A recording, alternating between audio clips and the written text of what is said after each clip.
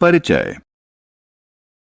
Hello दोस्तों, आप लोगों को अपनी पढ़ाई में खूब मजा आ रहा होगा।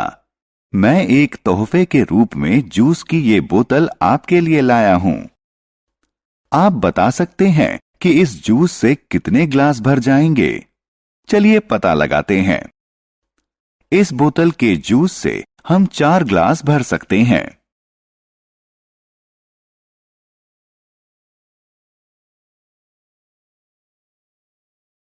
आओ सीखें। उन पात्रों की तुलना करना जिनमें अलग अलग मात्रा में लिक्विड यानी तरल आता है। अलग अलग मात्रा वाले तरल को रख सकने योग्य पात्रों को बढ़ते या घटते क्रम में लगाना।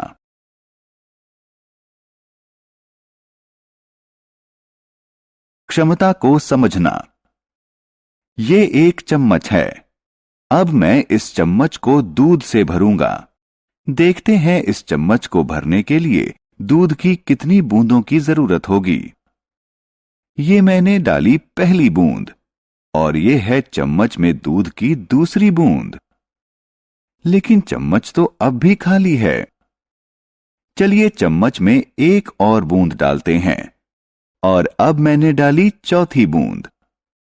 अब चम्मच भर गई है। यानी चम्मच को भरने के लिए दूध की 4 बूंदों की जरूरत है।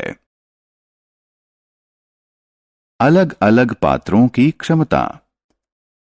चलिए एक और एक्टिविटी यानी गतिविधि करते हैं। हमारे पास 3 अलग अलग बर्तन और एक जग है। हम जग से इन 3 बर्तनों में पानी भरेंगे। चलिए शुरुआत पहले बर्तन से करते हैं। 1, 2 और 3। यहां हमने देखा कि पानी के 3 जगों से पहला बर्तन भर जाता है। आइए अब दूसरा बर्तन भरते हैं।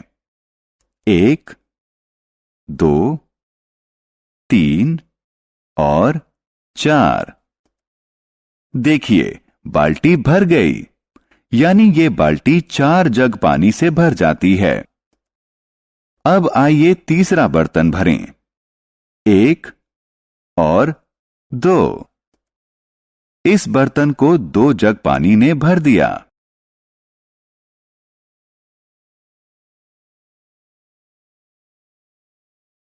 अलग अलग बर्तनों की क्षमता। दोस्तों, हमने देखा कि बर्तन नंबर 1 3 जग पानी से भर गया।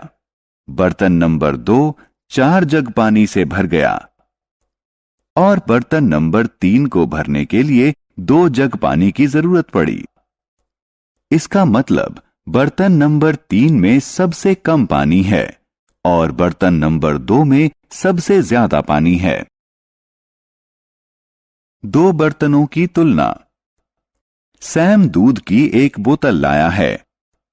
क्या वह इस बोतल को 1 गिलास में खाली कर सकता है? वह बोतल से निकले दूध से ग्लास को भर देता है। देखिए, दूध अब भी बोतल में मौजूद है। वह एक और ग्लास लेता है और बाकी बचे दूध को उसमें डाल देता है। देखिए, अब बोतल खाली है।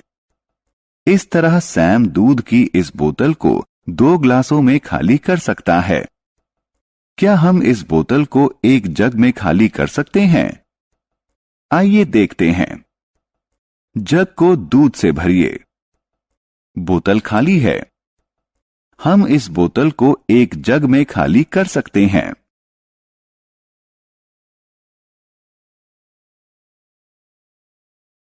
क्रम में लगाना। दोस्तों, हमारे पास 3 अलग अलग बर्तन हैं। किस बर्तन में सबसे कम पानी है? हां, आपने सही बताया। बाउल में सबसे कम पानी है।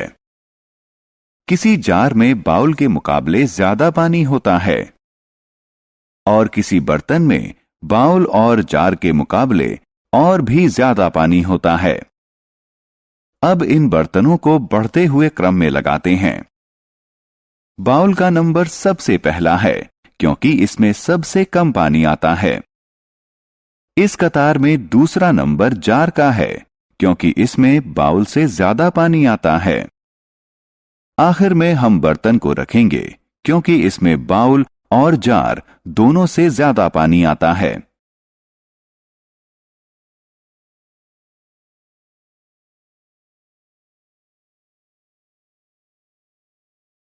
हमने क्या चर्चा की? हमने तरल वाले बर्तनों की तुलना करना सीखा। हम बर्तनों में मौजूद तरल की अलग अलग मात्रा के हिसाब से उन्हें एक कतार में लगा सकते हैं।